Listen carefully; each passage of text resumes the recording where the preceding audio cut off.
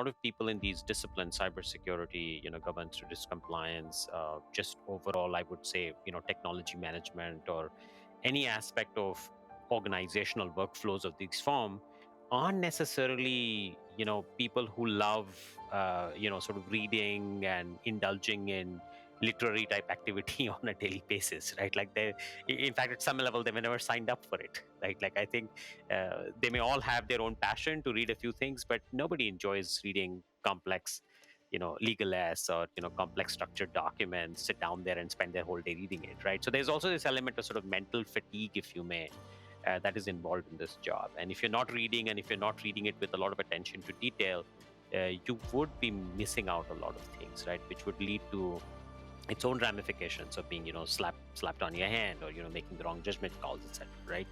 And so I think that that is really where the first value add of Uno starts coming in. When we started building this out, our whole quest was, can we automate that? Can we take away this burden of understanding the language and making sense of it from a human to a machine? Is it possible, right? And we've seen that in the world of ChatGPT, where you can feed in stuff and it can do a few things.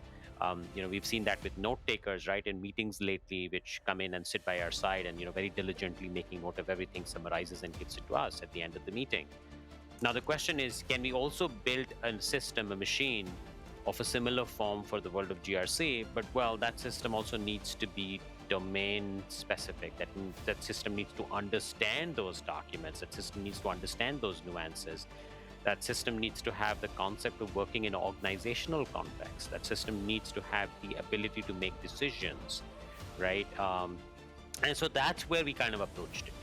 Right. And so that's the bucket, that's the piece where Uno shines. And that's where a lot of the power of language models combined with organizational context, which in our world manifests in the form of a knowledge graph, essentially a knowledge graph time machine, they come together beautifully. And now what they end up doing is they replicate the same intelligence, the same power that a smart, and I would even use the word very deliberately, non-fatigued, enthusiastic analyst use, right?